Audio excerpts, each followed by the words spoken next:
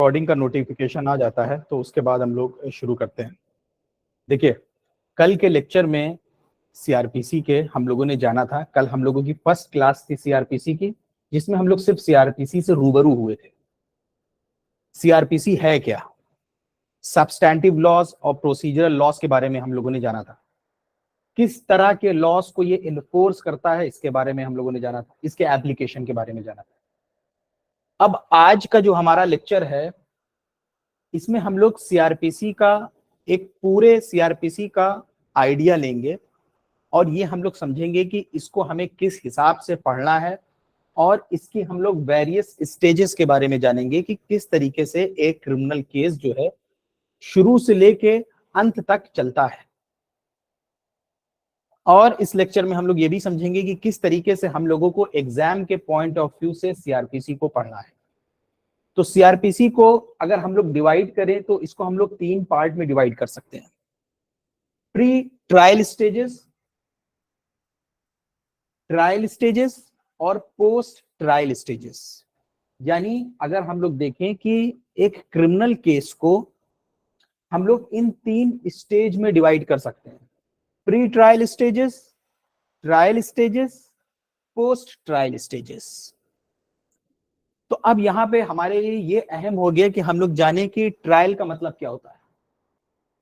Trial जो है CrPC के अंदर कहीं पे डिफाइन नहीं किया गया है।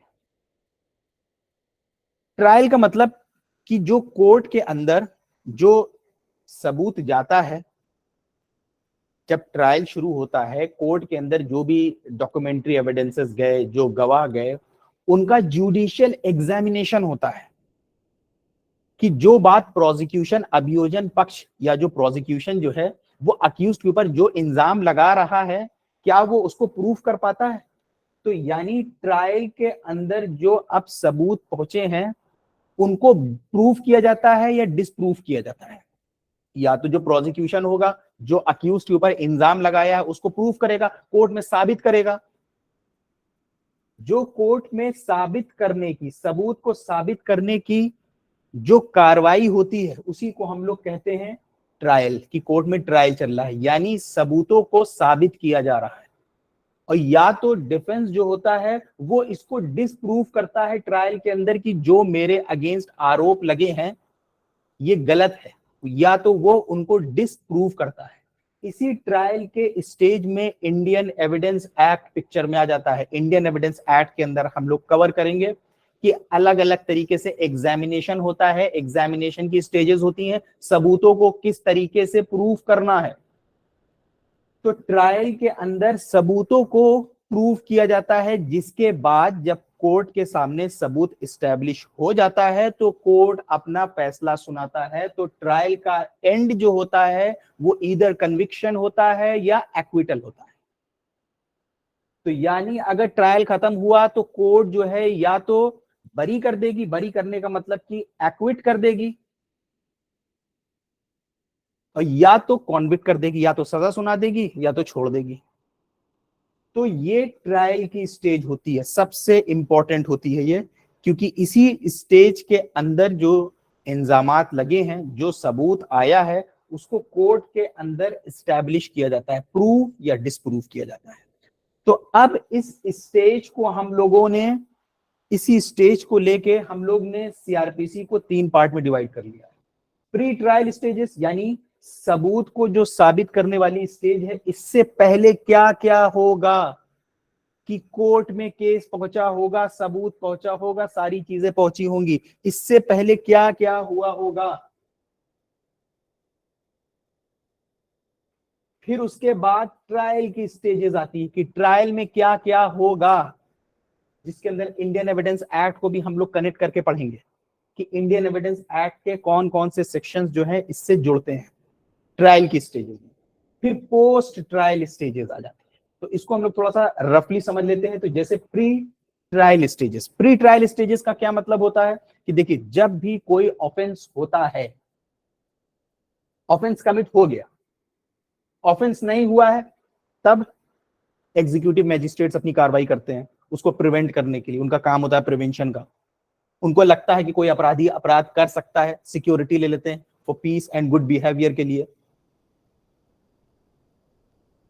लेकिन ऑफेंस हो गया, कोई भी ऑफेंस मान लीजिए हो गया, तो जब कोई ऑफेंस होता है तो उसका सीधा सा तरीका आपने देखा होगा कि उसके अंदर क्या होता है कि विक्टिम होता है या किसी ने ऑफेंस होते हुए देखा है, आप अपने नियरेस्ट पुलिस स्टेशन के अंदर जाके जो ऑफेंस हुआ है उसकी रिपोर्ट जो है officer incharge of police station को दे सकते हैं। उसके बाद जो है वो, अगर आप जो ऑफेंस हुआ है वो कॉग्निजेबल ऑफेंस हुआ है तो वो उसकी एफआईआर लिखते हैं। तो ये सारी चीजें कहाँ आ रही हैं? प्री ट्रायल स्टेजेस के अंदर, जहां पे वो एफआईआर लिख रहे हैं, जहां पे वो इन्वेस्टिगेशन कर रहे हैं, जहां पे वो चालान कोर्ट में फाइल कर रहे हैं, चार्जशीट फाइल कर रहे हैं या क्लोजर रिपोर्ट सबमिट कर रहे हैं, प्री ट्रायल स्टेजेस में, जहां पे मैजिस्ट्रेट जो होता है, जुडिशियल मैजिस्ट्रेट जो है ऑफेंस का कॉग्निसेंस ले रहा है, कहां हो रहा है? प्री ट्रायल स्टेज में।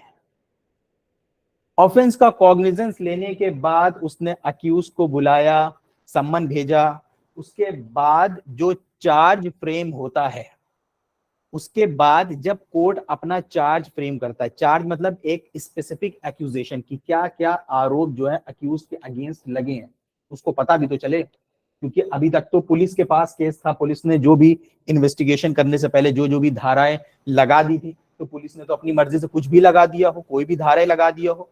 अब कोर्ट में आएगा, कोर्ट देखेगा कि जो जो धाराएं पुलिस ने लगाई वो बन भी रही है कि नहीं बन रही है। अगर कोर्ट को लगता है कि हाँ बन रही है तो कोर्ट फिर एक चार्ज फ्रेम करता है। जब वो चार्ज फ्रेम हो जाता है उसके बाद शुरू होता है ट्रायल का स्टेज।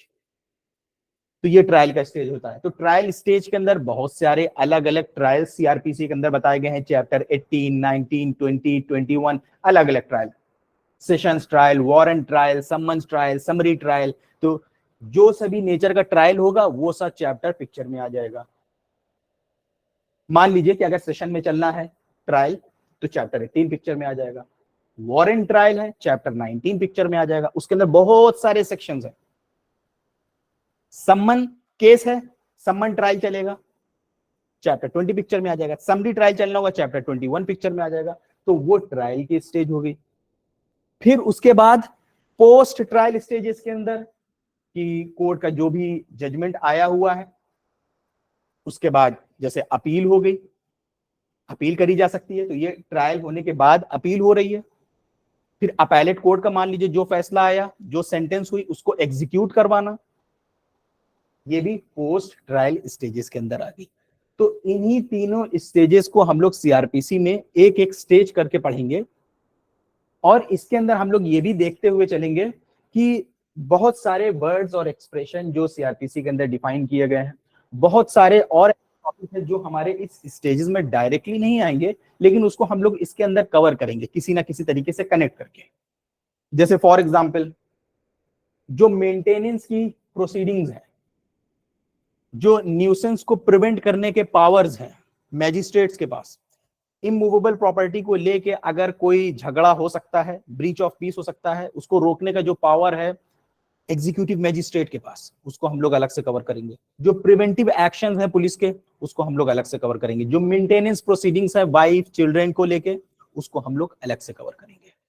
लेकिन हम लोग जब इन स्टेजेस को कवर करेंगे तो कहीं ना कहीं से हम लोग उसको लिंक करके कवर कर लेंगे। तो जब हम ये स्टेजेस कवर करेंगे तो इससे हमें कई फायदा हो जाएगा। एक फायदा तो हमें ये हो जाएगा कि हम लोगों को हेड पता रहेगा, टॉपिक पता रहेगा कि एक्चुअली में सीआरपीसी में हमें पढ़ना क्या क्या है। उसके साथ साथ हमें यह पता चलेगा कि जब हम कोई सेक्शन या प्रोविजन या कोई चैप्टर पढ़ेंगे सीआरपीसी में, तो हम ये समझ जाएंगे कि पूरे स्ट्रक्चर में इसको फिट कहां पे करना है, ये कहां पे इस्तेमाल होता है, ये हमें फायदा हो जाएगा। ठीक है, तो अब हम लोग इसको ब्रीफली देखते हैं। सबसे पहले तो देखिए, सबसे पहला पॉइंट है प्री ट्रायल स्टेज। ट्रायल आपको पता है क्या होता है? Pre trial stage. तो प्री ट्रायल स्टेज में जैसे कमीशन ऑफ ऑफेंस होता है, कोई अपराध होता है, कोई ऑफेंस होगा। ठीक है, जब ऑफेंस होगा उसके बाद ही आप जाएंगे उसकी रिपोर्ट करेंगे। तो वो ऑफेंस कॉग्निजेबल भी हो सकता है, नॉन कॉग्निजेबल भी हो सकता है। ऑफेंस जो है कॉग्निजेबल भी हो सकता है, नॉन कॉग्निजेबल भी हो सकता है। ऐसे ऑफेंस जो कॉग्निजेबल होंगे उसके अंदर जो पुलिस ऑफिसर होगा उसके पास पावर होगा कि वो इन्वेस्टिगेशन शुरू कर सकता है, जरूरत पड़ने पे अक्यूज को अरेस्ट भी कर सकता है कॉग्निजेबल केस में। उसको मैजिस्ट्रेट के ऑर्डर या वारंट की जरूरत नहीं है अरेस्ट करने के लिए अगर केस कॉग्निजेबल होगा। सीआरपीसी के लास्ट में जब आप जाएंगे देखेंगे तो उसके अंदर बताया गया है कि कौन कौन से ऑफेंसेस कॉग्निजेबल है, कौन कौन से नॉन कॉग्निजेबल। अभी भी इसको भी हम लोग आगे जाके कवर करेंगे। उसी तरीके से जो नॉन कॉग्निजेबल होते हैं इसमें पुलिस ऑफिसर के पास पावर नहीं है कि वो इन्वेस्टिगेशन शुरू कर दें या अरेस्ट कर ले बिना वारंट के, तो इसमें उनको मैजिस्ट्रेट की परमिशन की जरूरत है। तो जब आप पुलिस को जाके इंफॉर्मेशन देते हैं कि कोई ऑफेंस हुआ है, जब आप पुलिस को जाके इंफॉर्मेशन देते हैं कि कोई ऑफेंस हुआ है, तो बताइए कौन सा चैप्टर पिक्चर में आएगा?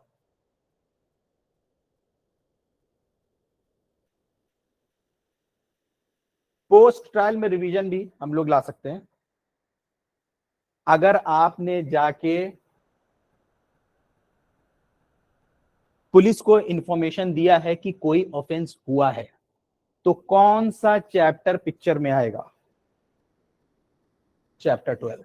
तो यानी अगर आपने पुलिस को जाके किसी भी ऑफेंस की इंफॉर्मेशन दिया है, कोई भी आपके मोहल्ले में घटना हुई है, कोई अपराध हुआ है, उसकी जानकारी आपने पुलिस को जाके दिया है कि आपके एरिया में फॉर एग्जांपल कोई ऑफेंस हुआ है या कोई विक्टिम है, उसने जाके पुलिस को ये इंफॉर्मेशन दिया है कि उसके मोहल्ले में कोई ऑफेंस हुआ है, तो उसके बाद सीआरपीसी का चैप्टर 12 जो है वो पिक्चर में आ जाएगा। चैप्टर 12 पिक्चर में आ जाने का मतलब कि अब जो चैप्टर 12 के अंदर इन्वेस्टिगेशन और उससे रिलेटेड सेक्शंस हैं, उनके हिसाब से पुलिस काम करेगी। यानी जो चैप्टर 12 के अंदर प्रोसीजर बताया गया है पुलिस के काम करने का, तो पुलिस जो है इसी चैप्टर 12 के मुताबिक काम करेगी।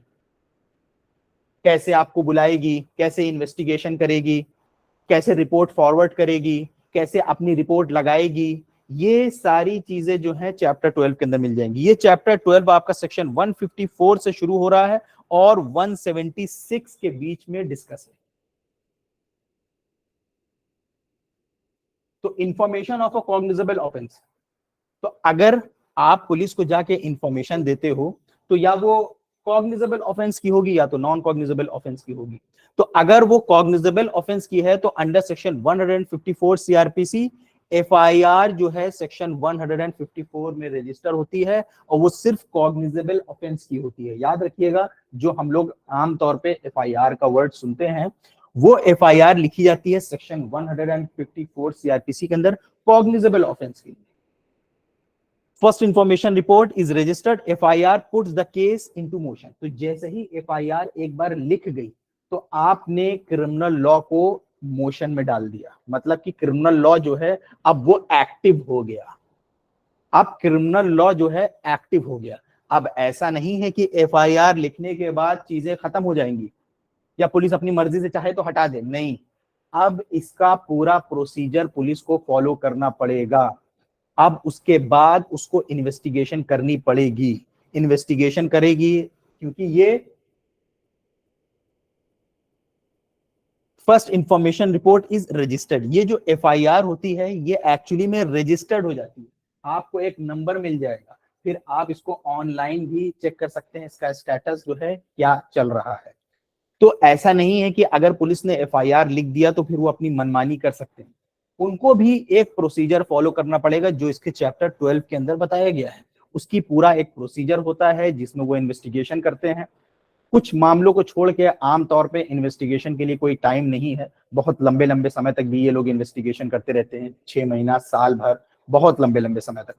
उसके बाद फिर अपनी ये रिपोर्ट लगाते हैं, जो जिस कोर्ट के जुरिस्डिक्शन में आ रहा होगा वो थाना, उसके बाद उस जुरिस्डिक्शन में जिस भी कोर्ट के जुरिस्डिक्शन में आ रहा होगा उस कोर्ट में ये अपनी रिपोर्ट फॉरवर्ड करते हैं कि इन्वेस्टिगेशन में इन्होंने क्या पाया। सेक्शन 173 सीआरपीसी में ये अपनी रिपोर्ट फॉरवर्ड करते हैं, फिर वो कोर्ट उस रिपोर्ट को एक्सेप्ट करे, रिजेक्ट करते हैं। तो ये पूरा प्रोसीजर इनको फॉलो करना पड़ता है एक बार ये एफआईआर रजिस्टर करते हैं। ठीक है। एफआईआर क्या होती है? एक इंफॉर्मेशन होती है गिवन बाय समवन, जैसे aggrieved to the police relating to the commitment commission of an offense. In case of a cyber crimes, online complaint can also be resorted and legal assistance can be taken from cyber crime lawyers. तो ये cognizable offense के लिए हो गई। अगर वही information जो आप पुलिस को दे रहे हैं अब ये एफआईआर लिखना जो है पुलिस के लिए मैंडेटरी है। कोई बताएगा कि कौन सा लैंडमार्क केस है? स्क्रीन एडजस्ट, अब ठीक है।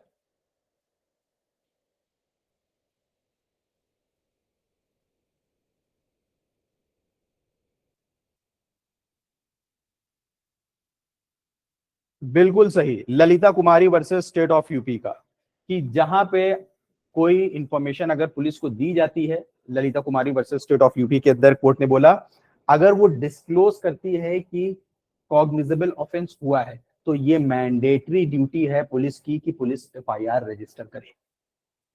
लेकिन आप जानते हैं कि उसके बाद भी पुलिस एफआईआर रजिस्टर अक्सर केसेस में नहीं करती है। इसके बहुत सारे कारण होते हैं जिनको वो बोलते हैं कि वो क्यों नहीं रजिस्टर करते। उनका जो ग्राउंड होता है, जो रीजन होता है, वो ये होता है कि वो ये कह देते हैं कि हमें नहीं लग रहा था कि कॉग्निजेबल ऑफेंस हुआ है, या हमें नहीं लग रहा था कि जो कंप्लेनेंट है यानी जिसने आके वहां पे शिकायत करी है वो झूठ बोल रहा है या उसकी बात जो है रिलायबल नहीं है, तो इस वजह से हमने एफआईआर नहीं लिखी। अदरवाइज अगर कॉग्निजेबल ऑफेंस हुआ है, डिस्क्लोज हो रहा है, कंप्लीटली क्लियर है, तो ये उनकी मैंडेटरी ड्यूटी है कि वो एफआईआर रजिस्टर करें कॉग्निजेबल ऑफेंस के लिए। अगर नॉन कॉग्निजेबल ऑफेंस का मामला है, information of non cognizable offence, तो in case of non cognizable offence तो उसको बोलेंगे NCR is registered by police under section 155। तब कौन सा सेक्शन पिक्चर में आ जाएगा? 155।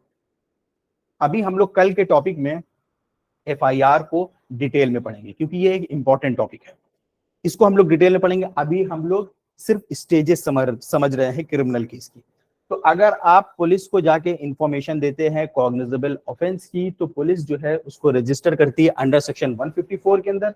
अगर वही इंफॉर्मेशन आप जो दे रहे हैं पुलिस को वो नॉन कॉग्निजेबल ऑफेंस की है तो वो उसको रजिस्टर करते हैं सेक्शन 155 में, क्योंकि वो नॉन कॉग्निजेबल ऑफेंस की है। But the police can not start investigation, लेकिन इसमें पुलिस इन्वेस्टिगेशन स्टार्ट नहीं कर सकती। कॉग्निजेबल नॉन कॉग्निजेबल में मेन जो फर्क है वो ग्रेविटी ऑफ ऑफेंस का है।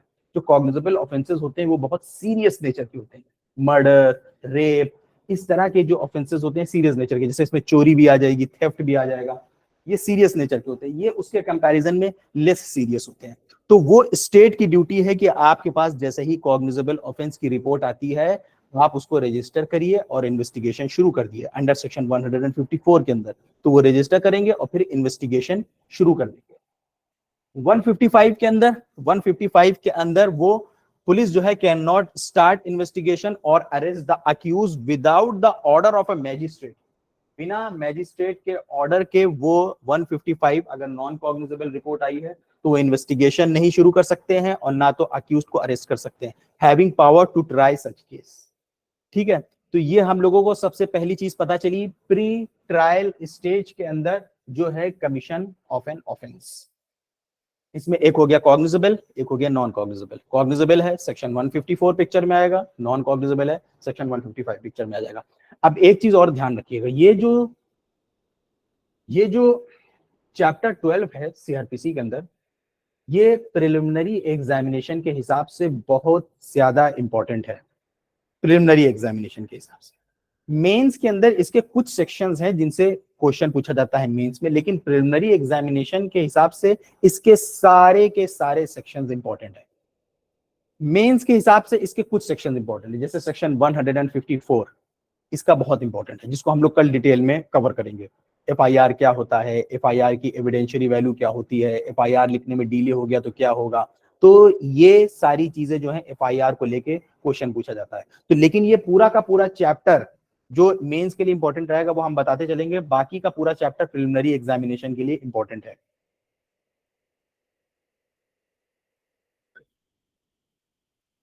तो सेक्शन 154 हो गया, कॉग्निजेबल ऑफेंस से रिलेटेड है, अगर इंफॉर्मेशन मिली है। नॉन कॉग्निजेबल से रिलेटेड है तो सेक्शन 155 पिक्चर में आएगा। उसके बाद आता है complain to magistrate, chapter 15, chapter 16 will come into the picture.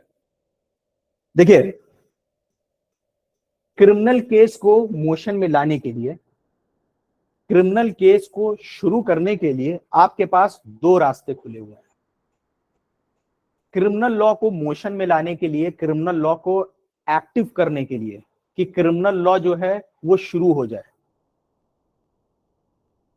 उसको शुरू करने के लिए आपके पास दो रास्ते खुले हुए हैं। एक रास्ता क्या है कि आप जैसे जाएं अपने नियरेस्ट पुलिस स्टेशन के अंदर, नियरेस्ट पुलिस स्टेशन नहीं है तो कहीं और भी आप जा सकते हैं, आप अपनी इंफॉर्मेशन दे सकते हैं वहां पे कि ऑफेंस हुआ। एक तो वो तरीका है, तो आपको प्रोसीजर हम लोगों ने अभी पढ़ा ही है, 154 में रजिस्टर करते हैं।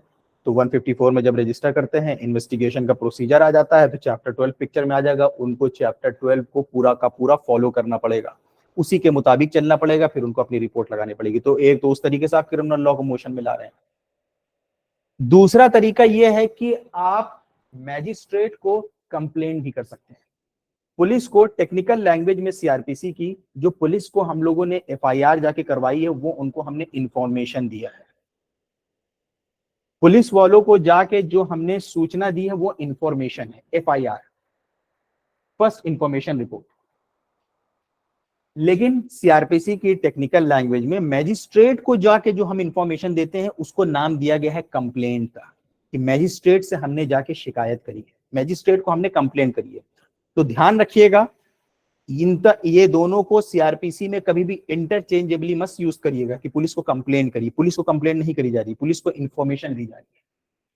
तो जब आप मैजिस्ट्रेट को कंप्लेन करेंगे तो चैप्टर 15 और चैप्टर 16 पिक्चर में आ जाएगा। मैजिस्ट्रेट के पास काफी पावर होता है। आप पुलिस के पास गए, आपने एफआईआर लिखने के लिए बोला, उन्होंने नहीं लिखा।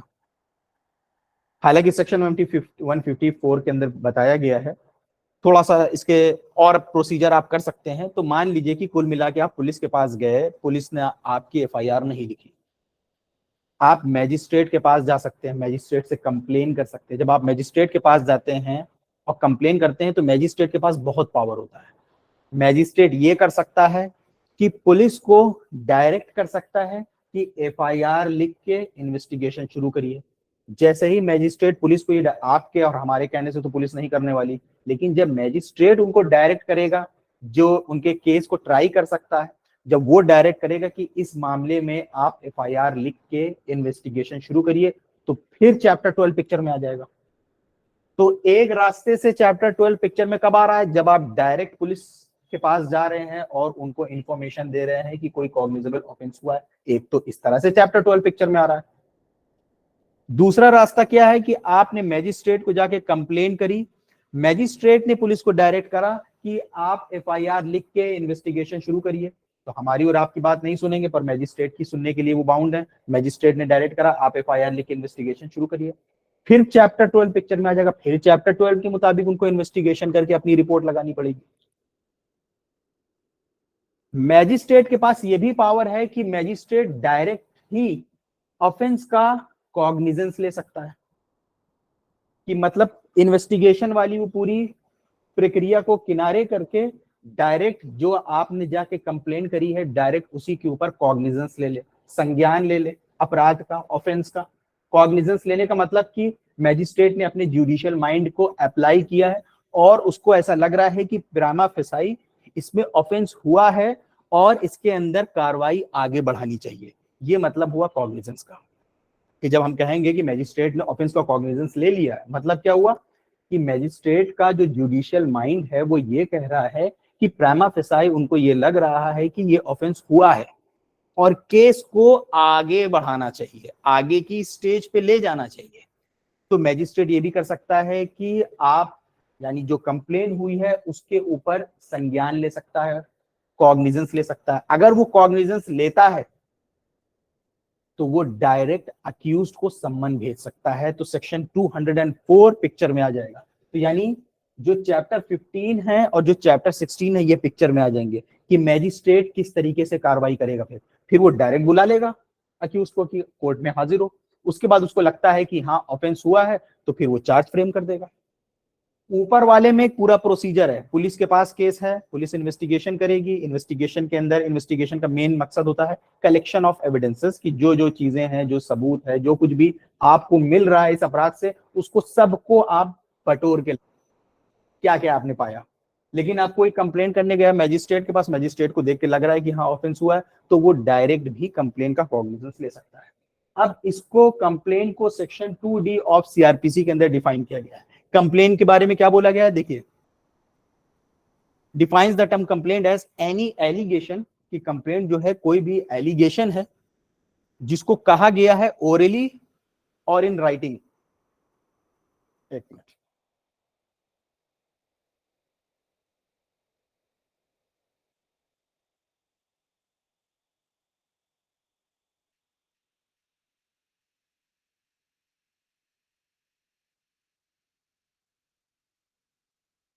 हाँ, तो क्या बताया जा रहा है सेक्शन 2D के अंदर कि कंप्लेंट जो है एक एलिगेशन है, चाहे उसको आपने ओरली कहा हो या राइटिंग में कहा हो, मैजिस्ट्रेट को, पुलिस को नहीं।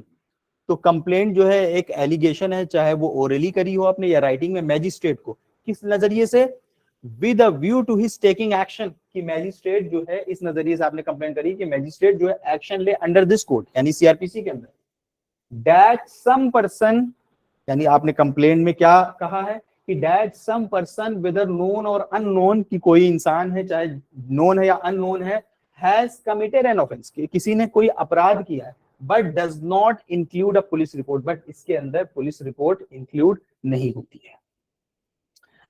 On receipt of a complaint a magistrate has several courses open to him, complaint receive होने के बाद मैजिस्ट्रेट के पास कई रास्ते हैं, जैसे he may take cognizance of the offence, जो ऑफेंस हुआ उसका डायरेक्ट कॉग्निजेंस ले सकता है, and proceed to record the statements of the complaint and the witnesses present under section 200, वही चैप्टर 15 चैप्टर 16 पिक्चर में आ जाएगा, ये सेक्शन 200 चैप्टर 15 के अंदर आ जाएगा। Thereafter in his opinion there is no sufficient ground for proceeding, और आपने कंप्लेंट करी मैजिस्ट्रेट के पास लेकिन उसको लग रहा है कि कोई केस नहीं बन रहा है, he may dismiss the complaint under section 203, तो 203 के अंदर कंप्लेंट को डिसमिस कर सकता है। पहला वाला रास्ता जो आप पुलिस के पास जाके इंफॉर्मेशन दे रहे थे, चैप्टर 12 पिक्चर में आ रहा था।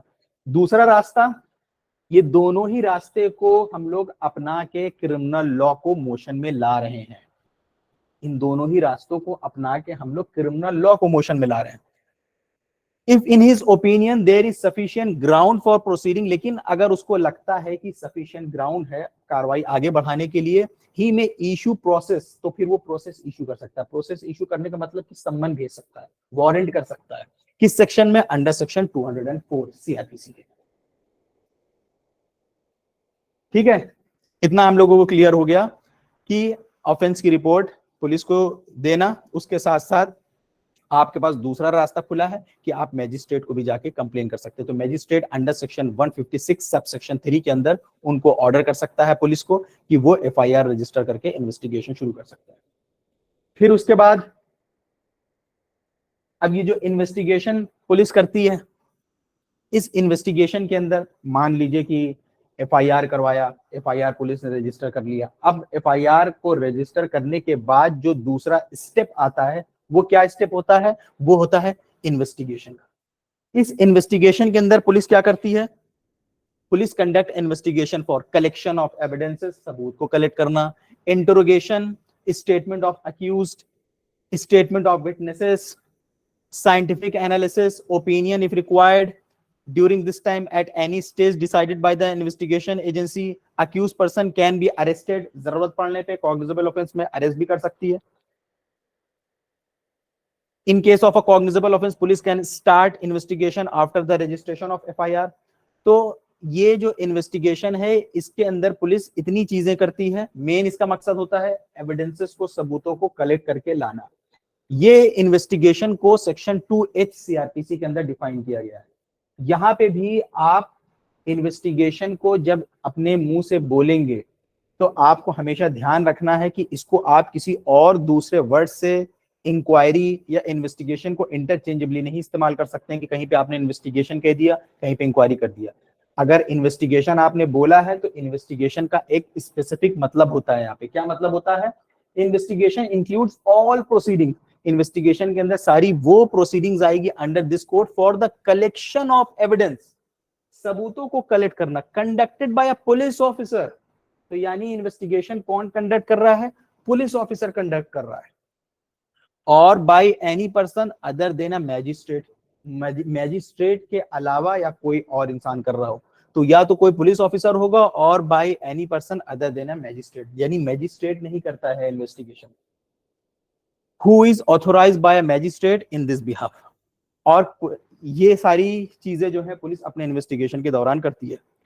तो अभी हम लोगों को इतनी चीजें पता चल गई। अब आपने जाके एफआईआर कराया, पुलिस ने एफआईआर लिख ली। एफआईआर लिखने के बाद पुलिस ने इन्वेस्टिगेशन शुरू कर दी। अब जब इन्वेस्टिगेशन शुरू हो गई, इन्वेस्टिगेशन के दौरान भी अगर पुलिस को लगता है तो पुलिस जरूरत पड़ने पे अक्यूज को अरेस्ट भी कर सकती है।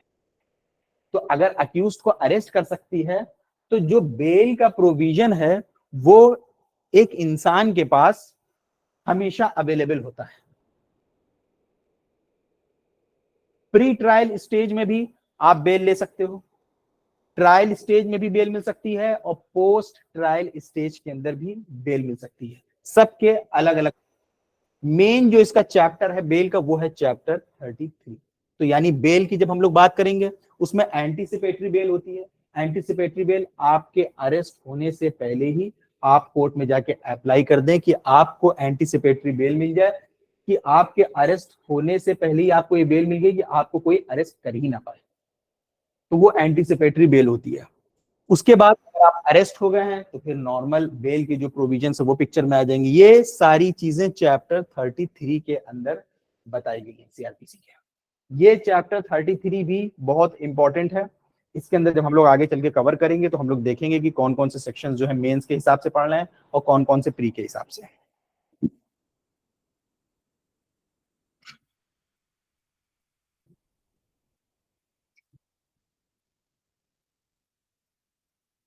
चैप्टर 33 सेक्शन 436 से शुरू हो रहा है और सेक्शन 450 के बीच में ये डिस्कस है।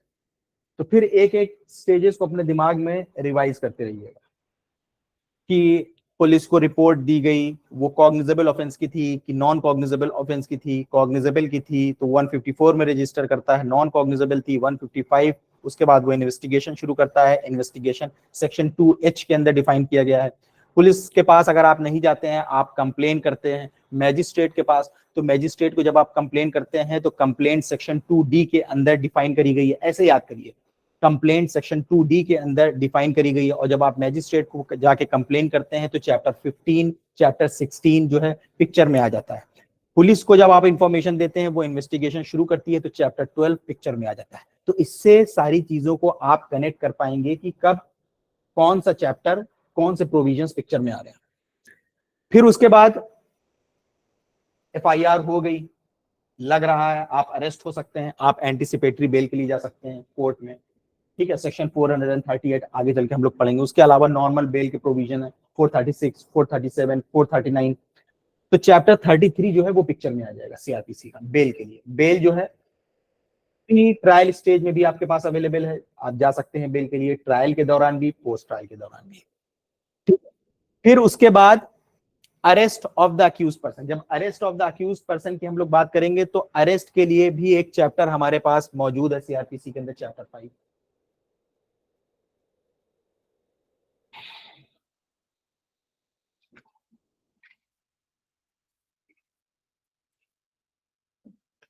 अब ये जो चैप्टर 5 है अरेस्ट ऑफ पर्सन, सेक्शन 41 से सेक्शन 60A के बीच में डिस्कस है। ये पूरा का पूरा चैप्टर बहुत इंपॉर्टेंट है। इसके सेक्शन से प्रिलिमिनरी एग्जामिनेशन में हमेशा रैंडम कोई भी सेक्शन उठा के आपसे क्वेश्चन पूछ सकता है इस पूरे चैप्टर से, चैप्टर 5 अरेस्ट ऑफ पर्सन। क्योंकि अब कार्रवाई शुरू हो गई है, एफआईआर हो चुका है, तो कोई व्यक्ति अरेस्ट भी हो सकता है, तो अरेस्ट से रिलेटेड भी हमें बातें पता होनी चाहिए, तो चैप्टर 5 पिक्चर में आ जाएगा। ये चैप्टर पूरा का पूरा इंपॉर्टेंट है। अभी आगे जैसे हम लोग इसको पढ़ेंगे जब डिटेल में, तो हम लोग देखेंगे कि मेंस के लिए इंपॉर्टेंट है इसके अंदर। बाकी ये पूरा चैप्टर आपके लिए इंपॉर्टेंट है, जो आपको प्रिलिमिनरी एग्जामिनेशन के हिसाब से पता होना चाहिए। मेंस के लिए जो इंपॉर्टेंट सेक्शंस होंगे वो हम बताते चलेंगे। तो in case of a cognizable offence police can arrest the accused without warrant. अगर कॉग्निजेबल ऑफेंस है पुलिस अरेस्ट कर सकती है बिना वारंट के। However, in case of non-cognizable offense, prior approval of magistrate is necessary. उसके बाद ये स्टेज हो गई कि पुलिस के पास इंफॉर्मेशन दी आपने, पुलिस ने एफआईआर लिखी, एफआईआर लिखने के बाद उसने इन्वेस्टिगेशन करी, उस इन्वेस्टिगेशन के अंदर चैप्टर 12 पिक्चर में आ गया। अब जब चैप्टर 12 पिक्चर में आ गया तो उसके हिसाब से पूरा प्रोसीजर है, पुलिस चली, जो जो चीजें उसके अंदर बताई गई हैं। अब इन्वेस्टिगेशन कंप्लीट होने के बाद जो होती है, पुलिस अपनी फाइनल रिपोर्ट जो होती है वो कोर्ट में सबमिट करती है कि इन्वेस्टिगेशन करने में उसने क्या पाया, क्या क्या इन्वेस्टिगेशन करने में पाया। वो इन्वेस्टिगेशन में जो इन्वेस्टिगेशन करने के बाद अपनी रिपोर्ट तैयार करती है, उसको हम लोग चार्जशीट भी कहते हैं। चार्जशीट कब कहते हैं? जब वो ये कहती है कि हाँ अक्यूज ने अपराध किया है, अपनी इन्वेस्टिगेशन में उसने ये पाया कि अक्यूज ने अपराध किया है, तो वो चार्जशीट, चालान। और अगर उसको लगता है कि अक्यूज ने अपराध नहीं किया है तो वो क्या करते हैं, वो उसको क्लोजर रिपोर्ट बोला जाता है, आमतौर पर इस्तेमाल किया जाता है, एफआर भी कहते हैं उसको, फाइनल रिपोर्ट भी कह देते हैं कई बार। तो उस रिपोर्ट को वो कोर्ट में सबमिट करते हैं under section 173 of CrPC. Final report होती है। फाइनल रिपोर्ट किस चीज की? कि पुलिस ने अपने इन्वेस्टिगेशन के अंदर क्या पाया। उस इन्वेस्टिगेशन में जो एफआईआर लिखने के बाद शुरू हुआ था, जिसमें चैप्टर 12 पिक्चर में आया था, उसी पूरी इन्वेस्टिगेशन में पुलिस ने क्या पाया, जिसको वो 173 के अंदर सबमिट करती है।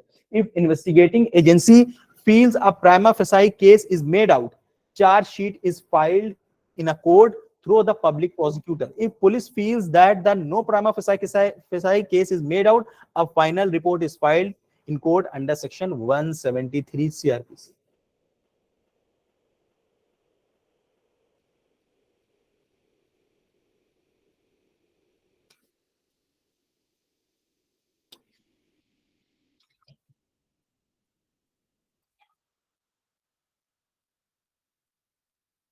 तो अब ये 173 जो है उसी चैप्टर 12 के अंदर आ जाएगा, क्योंकि चैप्टर 12 जो है वो 154 से 176 के बीच में डिस्कस है। तो ये 173 हम लोग उसी के अंदर कवर कर लेंगे।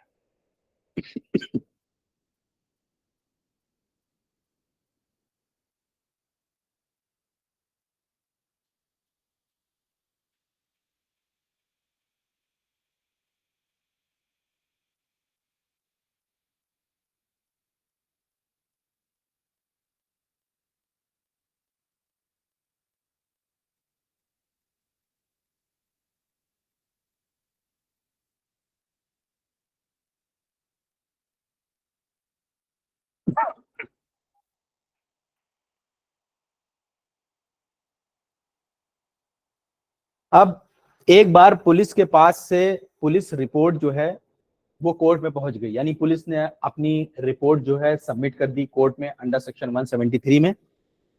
अब जब पुलिस के पास जब रिपोर्ट पहुंचती है, फिर वहां पे पुलिस के पास से मैजिस्ट्रेट के पास जब पुलिस रिपोर्ट पहुंचती है अंडर सेक्शन 173 वाली, जो उसने अपनी इन्वेस्टिगेशन के बाद सबमिट करी है, फिर मैजिस्ट्रेट के पास बहुत सारे पावर होते हैं।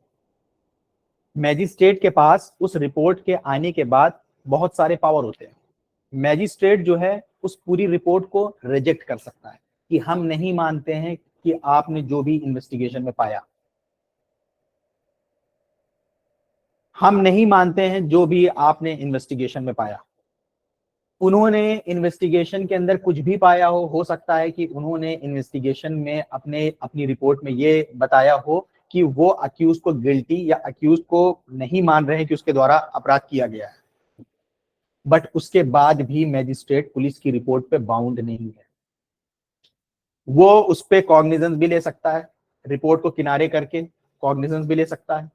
उसके अलावा मैजिस्ट्रेट क्या कर सकता है, फर्दर इन्वेस्टिगेशन भी करवा सकता है। वो भी हम लोग कवर करेंगे सेक्शन 173 के अंदर। फर्दर इन्वेस्टिगेशन भी कवर जो है करवा सकता है। जो रिपोर्ट आई है उसको एक्सेप्ट भी कर सकता है, तो केस वहीं पे खत्म हो जाएगा। Cognizance of offence by magistrate और jurisdiction of the criminal court. एक मिनट, इसके अंदर jurisdiction of the criminal court है चैप्टर 13 और चैप्टर 14। देखिए,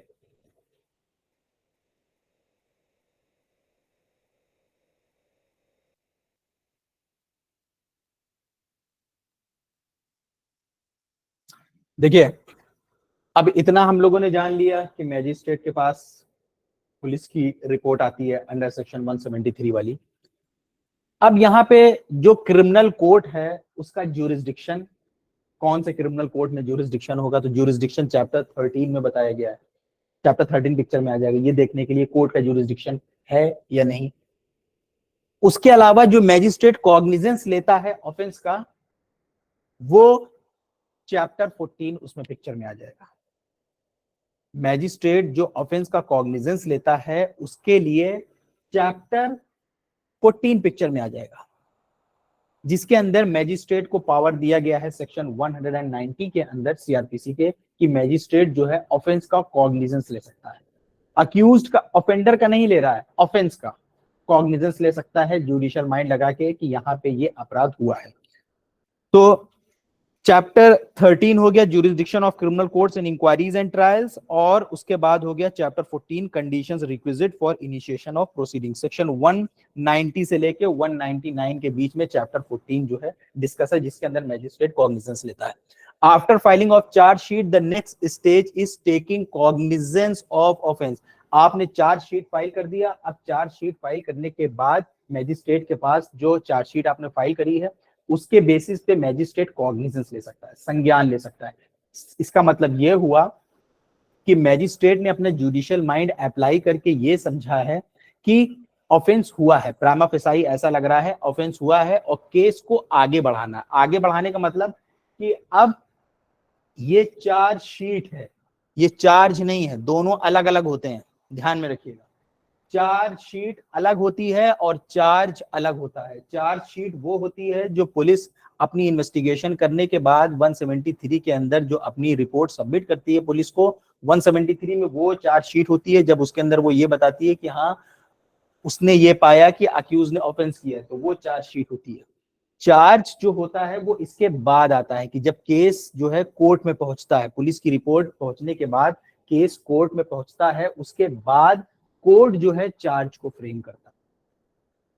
तो after filing of charge sheet the next stage is taking cognizance of the offence. की charge sheet जो है कोर्ट में पहुंची, अब नेक्स्ट स्टेज कौन सा आ रहा है कि मैजिस्ट्रेट जो है कॉग्निजेंस देगा ऑफेंस का bye magistrate under section 190 of the criminal procedure code. तो कौन सा चैप्टर पिक्चर में आ जाएगा? कॉग्निजेंस ऑफ ऑफेंस मैजिस्ट्रेट जब लेता है तो कौन सा चैप्टर पिक्चर में आ जाएगा? Chapter 14। jurisdiction of criminal courts and trials chapter 13। ठीक है,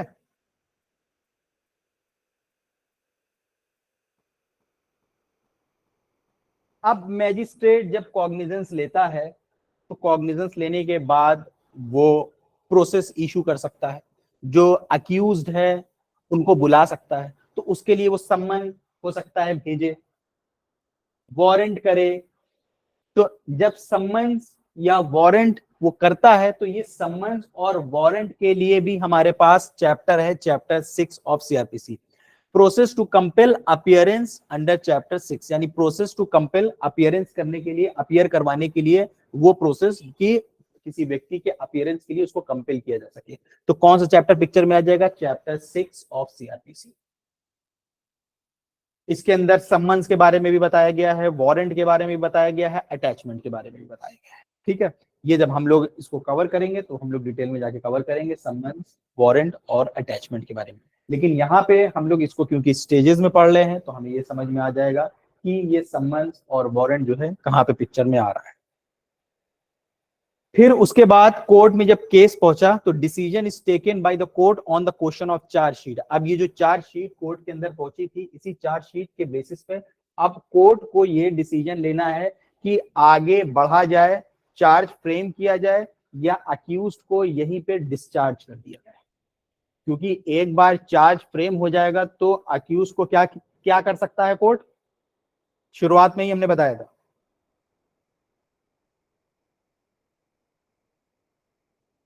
एक बार चार्ज फ्रेम हो गया तो कोर्ट क्या कर सकता है? अक्यूज को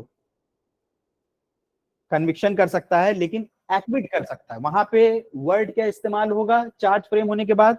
एक्विट। चार्ज फ्रेम होने से पहले क्या करेगा वो? नहीं, डिसमिस नहीं, डिसमिस केस होता है, डिस्चार्ज करेगा।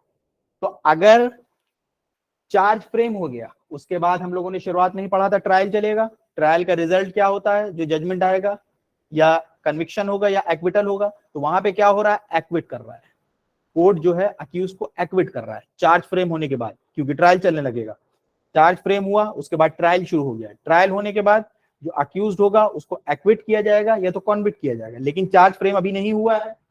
चार्जशीट कोर्ट में पहुंच चुकी है, अब मैजिस्ट्रेट को फैसला लेना है कि आगे चार्ज फ्रेम किया जाए या ना किया जाए, लेकिन उसको लगता है कि नहीं बन रहा है केस, तो अब वो यहां पे अक्यूज्ड को डिस्चार्ज कर सकता है। ठीक है,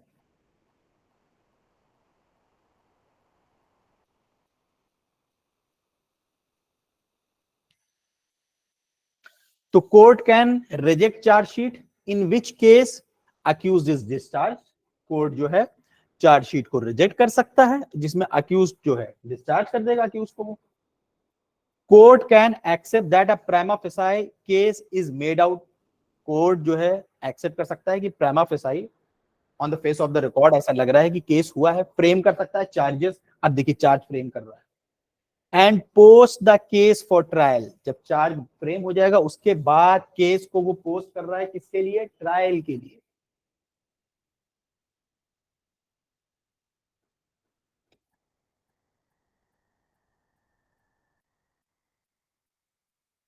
ठीक है, case goes to next stage. Court can accept the final report.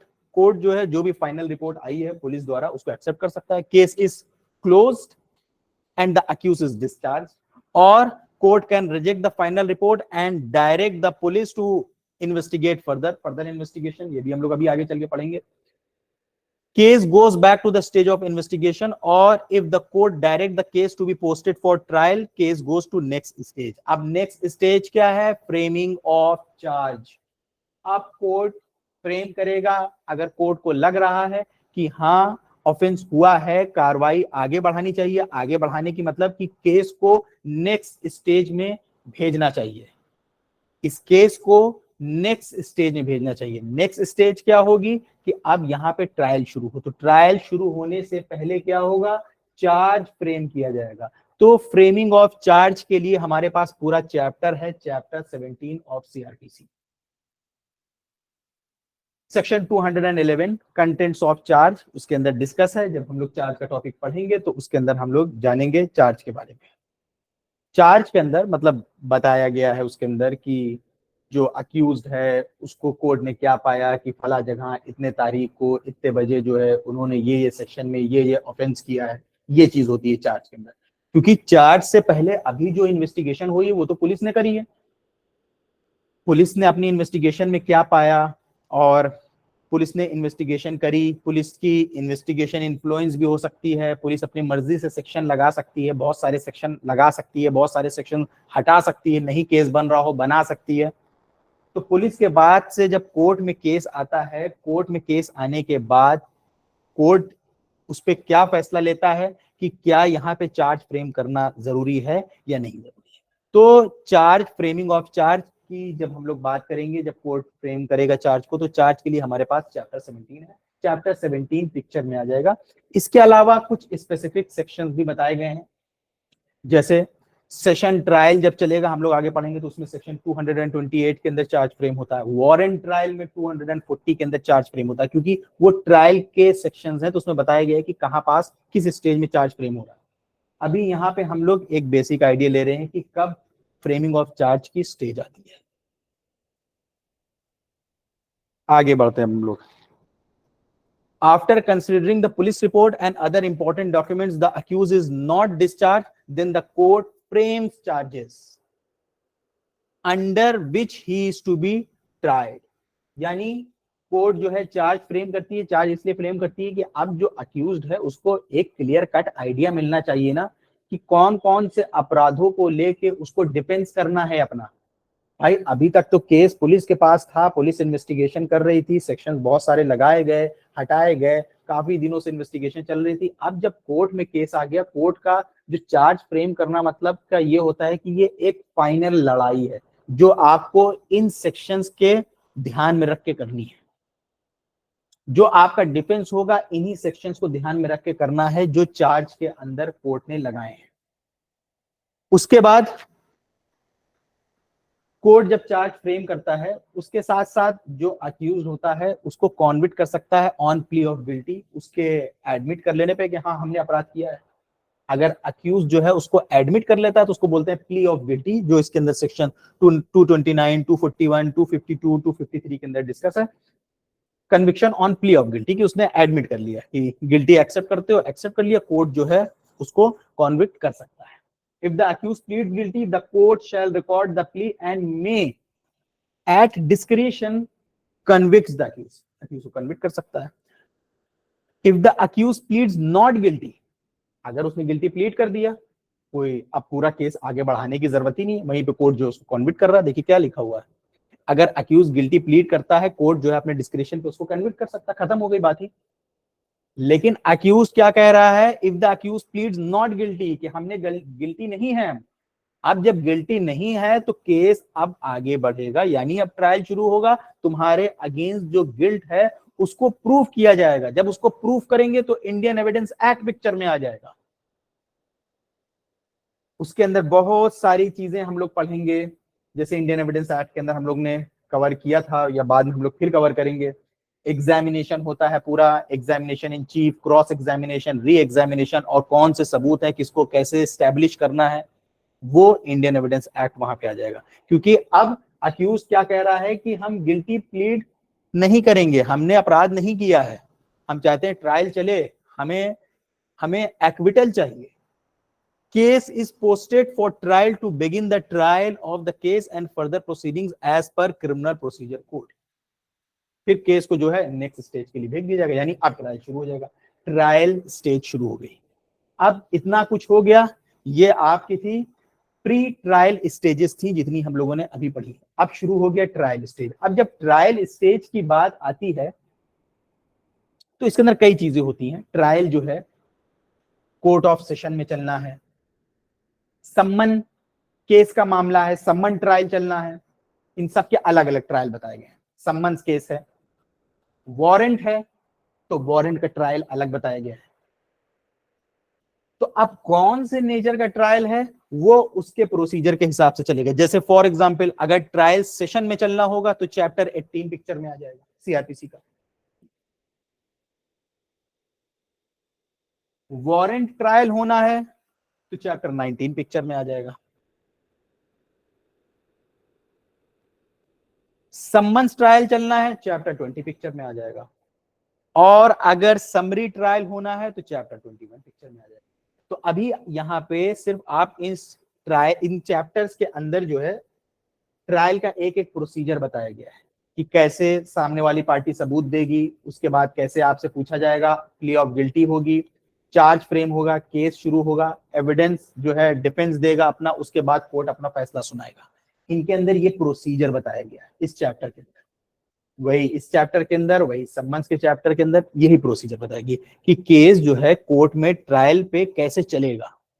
तो अब डिपेंड करता है, सेशंस ट्रायल हो रहा है, सेशन के अंदर ट्रायल चल रहा है, वारंट ट्रायल चलना है या सम्मन्स ट्रायल चलना है या समरी ट्रायल चलना है, तो उनके हिसाब से वो चैप्टर के अंदर जो जो प्रोसीजर बताया गया उनको फॉलो किया जाएगा। ठीक है। अब उसके बाद ट्रायल हो गया, तो अब ट्रायल होने के बाद का जो स्टेज आएगा तो फिर वो जजमेंट आएगा कोर्ट का। अब कोर्ट का जो जजमेंट होगा ट्रायल होने के बाद वो या तो एक्विटल होगा या तो कन्विक्शन होगा। तो जजमेंट ऑफ एक्विटल और कन्विक्शन चैप्टर 27 जो है जजमेंट के ऊपर डील करता है, तो चैप्टर 27 हम लोग देखेंगे। The final decision of the court with reasons, जो फाइनल डिसीजन होगा कोर्ट का with reasons given in support of the acquittal or conviction of the accused is known as judgment। अब इसके बाद पोस्ट ट्रायल स्टेजेस आती हैं। Post trial stages में जैसे अब उसी जो केस के अंदर फैसला आया है आप अपील के लिए जा सकते हैं, उसी केस के अंदर कुछ ऑर्डर भी हो सकता है आए हुए हों, तो आप रिवीजन के लिए भी जा सकते हो। तो रिवीजन के लिए आप ट्रायल के दौरान भी जा सकते हो। अगर कोई जजमेंट आया है तो आप अपील करके अपीलेट कोर्ट में जा सकते हो। तो जब अपील हम लोग पढ़ेंगे, मान लीजिए पोस्ट ट्रायल, क्योंकि अब यहाँ पे जजमेंट आ चुका है तो इसलिए ट्रायल खत्म हो चुका है, तो अब की जो स्टेज आएगी वो पोस्ट ट्रायल स्टेज होगी। तो आप कहाँ जाएंगे, आप अपील के लिए जाएंगे। अपील जो है चैप्टर 26 के अंदर डिस्कस है। With specified period of limitation, और रिवीजन और रेफरेंस जो है वो चैप्टर 30 के बीच में डिस्कस है। Appeal can be filed by party aggrieved by judgment on acquittal, conviction, sentence on notice being issued to the opposite parties. Arguments are placed before appellate court by defense counsel and the public prosecutor. उसके बाद revision application where there is right of appeal provided but no appeal was filed, then in discretion session court or the high court can entertain a revision to prevent the miscarriage of criminal justice system occurred by the orders of the lower court. Judgement of the appellate court, फिर उसके बाद मान लीजिए कि case आपका appellate court में चला गया तो अपेलेट कोर्ट का भी जजमेंट आ गया। Judgement of the appellate court और कोर्ट हैविंग रिवीजनल ज्यूरिसडिक्शन, ये सारी चीजें पोस्ट ट्रायल स्टेजेस के अंदर हो रही है। The court having such powers can either revert the lower court judgement और confirm the judgement pronounce by the lower court. उसके बाद एग्जीक्यूशन ऑफ सेंटेंस, यानी जो सेंटेंस हो गई है, इस सेंटेंस के ऊपर भी आर्गुमेंट्स होता है। जब हम लोग पढ़ेंगे स्टेजेस तो उसमें इस चीज को पढ़ेंगे, फिर जो कोर्ट की तरफ से सेंटेंस आ गई है उसको एग्जीक्यूट करवाना, यानी उस सेंटेंस को दिलवाना। यही स्टेजेस में पूरा एक क्रिमिनल केस चलता है। अब इसके अंदर जैसे कुछ चैप्टर हैं, अभी हमने आपको बताया कि कुछ ऐसे चैप्टर हैं जिनको हम लोग जब इन स्टेजेस को पढ़ेंगे, इसके अंदर कहीं ना कोई पॉइंट ऐसा आता रहेगा, कोई ना कोई ऐसा एक्सप्रेशन इस्तेमाल होगा, कोई ना कोई ऐसी बात आएगी, तो हम लोग उस टॉपिक को कवर कर लेंगे। जैसे अब हम लोगों ने इतनी चीजें देखी, अब इसके अंदर जैसे कुछ हैं, जैसे security for keeping the peace and for good behaviour chapter 8, order for maintenance of wife children and parents जो हमने बताया था chapter 9, maintenance of public order and tranquillity chapter 10, preventive action of the police section 149 से 153 के बीच में। इसके अलावा एक चैप्टर है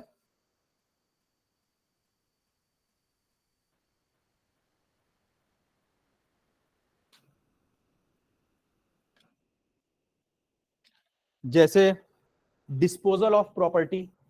डिस्पोजल ऑफ प्रॉपर्टी के जो प्रोविजंस हैं चैप्टर 34 पिक्चर में आ जाएगा। इनको हम लोग अलग अलग कवर करके पढ़ेंगे, और ज्यादातर जितनी भी चीजें हैं सीआरपीसी की, जब हम इन स्टेजेस को पढ़ेंगे ये सारी जो एक्सप्रेशंस हैं या पॉइंट्स है कहीं ना कहीं आ जाएंगे। इसमें कुछ ऐसे सेक्शंस हैं जो मेंस में पूछे जाते हैं, डिटेल में पूछे जाते हैं, उसमें हम लोग थोड़ा सा टाइम लेके उसको डिटेल में कवर करेंगे। और जो सेक्शंस जो प्रिलिमिनरी एग्जामिनेशन में पूछे जाते हैं या आमतौर पे लेस इंपॉर्टेंट है, जैसा कि आपको पता है कि हम सेक्शंस को 3 पार्ट में डिवाइड करते हैं हर सब्जेक्ट के अंदर, जो सबसे मोस्ट इंपॉर्टेंट होता है, फिर उससे लेस इंपॉर्टेंट, फिर उससे लेस इंपॉर्टेंट। तो जो सबसे मोस्ट इंपॉर्टेंट होगा उसको हम लोग डिटेल में कवर करेंगे, बाकी जितने सेक्शंस होंगे उनको हम लोग इस हिसाब से कवर करेंगे कि हमें उसका पूरा कंप्लीट आइडिया मिल जाए। ठीक है, तो आज के इस हमारे लेक्चर के अंदर हम लोगों को सिर्फ स्टेजेस समझनी थी, एक ब्रॉडली इसका ओवरव्यू लेना था। तो आई होप कि आप लोगों को ये चीज क्लियर हुई होगी जो आज की हम लोगों ने क्लास में कवर किया है। आप लोगों को आज की क्लास क्लियर है?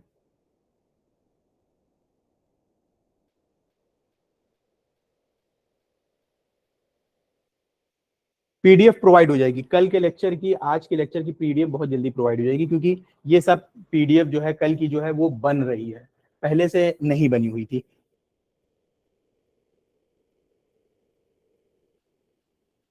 हाँ हाँ, रिकॉर्डिंग बंद कर दें? नहीं, चलिए रिकॉर्डिंग चलने दीजिए। कभी कभार जो लोग बाद में देखते हैं उनको आप लोग जो क्वेश्चन पूछते हैं उससे काफी फायदा होता है। देखिए, हम पूरी कोशिश करेंगे कि जल्द से जल्द सीआरपीसी कंप्लीट करवा दें। अब कुछ कुछ सेक्शंस हैं जिनके अंदर टाइम तो लगेगा काफी ज्यादा।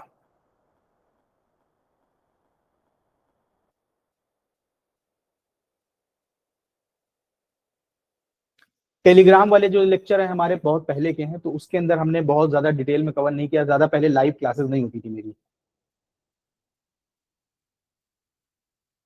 देखिए, कम से कम मिनिमम 1 महीना तो लगना ही लगना है, और ज्यादा मतलब उससे ज्यादा ही लगना है, कम तो नहीं लगना है।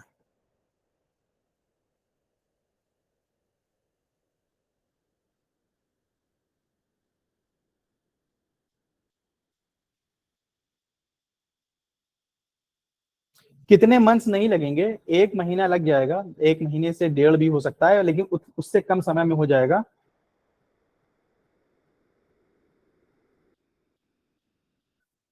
और कुछ चीजें सीआरपीसी को लेके हम आपको लोगों को और बता देते हैं, आप सीआरपीसी को और कैसे पढ़िए। देखिए, एक चीज तो ये होती है जो एग्जाम में पूछने का क्वेश्चन पूछने का पैटर्न होता है, ये आपको दो चीजों पे टेस्ट करते हैं। एक तो ये टेस्ट करते हैं कि आपका कॉन्सेप्ट कितना अच्छे से क्लियर है, और दूसरी चीज ये कि आप कितना रटे हुए हो। कॉन्सेप्ट और रटना, ये दोनों ही चीज आपके एग्जाम में टेस्ट किया जाएगा कि आपको कितना अच्छा कॉन्सेप्ट क्लियर है और कितना आपने रट डाला है। तो इसलिए आपको क्या करना है कि जो सीआरपीसी अभी हम लोग शुरू कर रहे हैं, ये चीजें आपको खुद से करनी पड़ेंगी। सीआरपीसी का जो बेयर एक्ट है, आपको बेयर एक्ट का ओवरव्यू अपने दिमाग में बसाना होगा। ओवरव्यू कैसा, वैसे हम बता रहे हैं आपको। जैसे सीआरपीसी के अंदर हम लोग देख रहे हैं 484 सेक्शंस हैं। लास्ट चैप्टर जो है चैप्टर 37 मिसकेलेनियस, ठीक है। आपको क्या करना है कि आपको ये याद करना है कि सीआरपीसी के अंदर कितने चैप्टर्स हैं, हर एक चैप्टर में कितने सेक्शंस हैं, वो चैप्टर जो है किस टॉपिक के ऊपर डील करता है। अभी हम आपको एक एक सेक्शन याद करने को नहीं बोल रहे हैं, अभी समझिए हमारी बात, हम एक एक सेक्शन याद करने को नहीं बोल रहे हैं। इसमें हम लोग इतने सेक्शंस पढ़ेंगे कि आपको जितने मेन सेक्शन है ऐसा ही याद हो जाएंगे। अभी हम क्या कहने को बोल रहे हैं कि आप पहले ये ध्यान करिए कि सीआरपीसी के अंदर कितने चैप्टर्स हैं, हर एक चैप्टर्स में कितने सेक्शंस हैं, और वो चैप्टर जो है किस टॉपिक के ऊपर डील करता है। इससे आपको प्रिलिमिनरी एग्जामिनेशन में आंसर सेलेक्ट करने में बहुत फायदा हो जाता है। आपको कोई चैप्टर पता है कि चैप्टर 12 जो है ये इंफॉर्मेशन जो पुलिस को दी जाती है और पुलिस के इन्वेस्टिगेशन का प्रोसीजर इसके अंदर बताया गया है। इससे पहले कोई चीज होगी वो प्रिवेंटिव एक्शन की होगी, या उसके बाद कोई होगी, या हम लोगों ने चार्ज के बारे में पढ़ा तो चार्ज जो है इस चैप्टर में आ रहा है। अगर कोई उससे आगे का सेक्शन पूछा जा रहा है तो वो किस चैप्टर में आ सकता है, किस चीज के ऊपर डील कर सकता है। प्रिवेंटिव है तो यानी सेक्शन 150 से पहली प्रिवेंटिव, सेक्शन 133, 144, 145 जहां पे एग्जीक्यूटिव मजिस्ट्रेट काम कर रहा है तो वो सब एफआईआर होने से पहले, यानी चैप्टर 12 से वो सब पहले आ जाएगा पिक्चर में। चैप्टर 9, चैप्टर 10, चैप्टर 12 तो इसमें एफआईआर की प्रोसीजर आ रहा है, उससे पहले के जो चैप्टर हो गया, चैप्टर 9 हो गया, चैप्टर 10 हो गया, चैप्टर 11 हो गया। तो ये चीज अगर आप रट लेंगे सीआरपीसी का तो इससे आपको आंसर मार्क करने में काफी फायदा होता है, ठीक है। उसके साथ साथ जो सेक्शन हम आपको बताएंगे कि कोई भी चैप्टर के अंदर जब हम सेक्शंस कवर कराएंगे हम आपको बता देंगे कि उसको 3 पार्ट में डिवाइड करते हैं हम सेक्शंस को। सबसे मोस्ट इंपॉर्टेंट, जो मोस्ट इंपॉर्टेंट होते हैं उसको आपको मेंस के हिसाब से पढ़ना है, रटना भी है, कॉन्सेप्ट भी समझना है, उसकी आंसर राइटिंग भी प्रैक्टिस करना है। जैसे सेक्शन 154 है, सेक्शन 154 एफआईआर के ऊपर है। अब आपको पूरा सेक्शन 154 रटना है, बेयर एक्ट में क्या कह रहा है, आपको इसको मेंस के हिसाब से डिटेल में पढ़ना है, कॉन्सेप्ट क्लियर करना है अपने आप का, अपने कॉन्सेप्ट की 154 कब पिक्चर में आ रहा है, इसके अंदर जितनी और डिटेल्स हैं, इसकी एविडेंशियरी वैल्यू या ये डिले होने पे क्या हो जाता है, ये सारा आपको रटना पड़ेगा। प्लस इसको आपको आंसर राइटिंग की प्रैक्टिस करना पड़ेगा। तो ये होता है जब हम किसी सेक्शन को कहते हैं इंपॉर्टेंट है। लेस इंपॉर्टेंट कहने का मतलब ये होता है कि आप उसका कॉन्सेप्ट समझ लीजिए, उसको रट लीजिए, उसको आप उसकी राइटिंग की प्रैक्टिस कर लीजिए। बहुत डिटेल में जाके आपको नहीं पढ़ना है, मेन चीजें उसकी डिफिनेशन, एसेंशियल्स अगर आपने इतना समझ लीजिए इनफ रहता है जो इंपॉर्टेंट होता है। लीस्ट इंपॉर्टेंट में खाली सेक्शंस देख लिया, बेयर एक्ट से उस सेक्शन को याद कर लिया, इनफ होता है। ये मतलब होता है जब हम 3 पार्ट में डिवाइड करते हैं। तो कुछ आपने देखे होंगे कि क्वेश्चन ऐसे पूछे जाते हैं जो डायरेक्ट बेयर एक्ट से पूछे जाते हैं, डायरेक्ट बेयर एक्ट के सेक्शन से आप उसको कोट करके लिख सकते हैं। कुछ क्वेश्चन ऐसे पूछे जाते हैं जो बहुत ज्यादा डिटेल में जाके पूछा जाता है, और कुछ ऐसे होते हैं जिनकी डिटेल जो पूछते हैं वो बहुत नॉमिनल सी होती है। तो उसी हिसाब से हम लोग सेक्शंस को डिवाइड कर सकते हैं। हमेशा ध्यान रखिएगा, प्रीवियस ईयर के क्वेश्चन पेपर को अपने पास रखिए, उसके साथ साथ जो मोस्ट इंपॉर्टेंट क्वेश्चंस हैं उसको अपने पास रखिए, ताकि अपनी स्टडी को थोड़ा स्मार्ट करिए, थोड़ा स्मार्ट वे में पढ़िए, ठीक है। सीआरपीसी इतना बड़ा है, 484 सेक्शंस, अगर आप इसके एक एक सेक्शन एक एक डिटेल में जाएंगे तो और बहुत ज्यादा टाइम वेस्ट करने की जरूरत नहीं, जो काम का है उसको पढ़िए। कई बार क्या होता है कि कुछ कुछ सेक्शन में स्टूडेंट फंस जाते हैं तो वो अननेसेसरी उसके अंदर टाइम लगाने लगते हैं समझने के लिए, कि जब तक समझ में नहीं आएगा आगे नहीं बढ़ेंगे। ये गलती बिल्कुल मत करिएगा। जितनी भी चीजें होती हैं जो आपको समझ में आ रही है, आपने अगर उसी को पढ़ के बार बार रिवाइज कर लिया, उतना ही इनफ होता है। ठीक है, तो आई होप कि आप लोगों के आज के लेक्चर में काफी डाउट्स क्लियर हुए होंगे।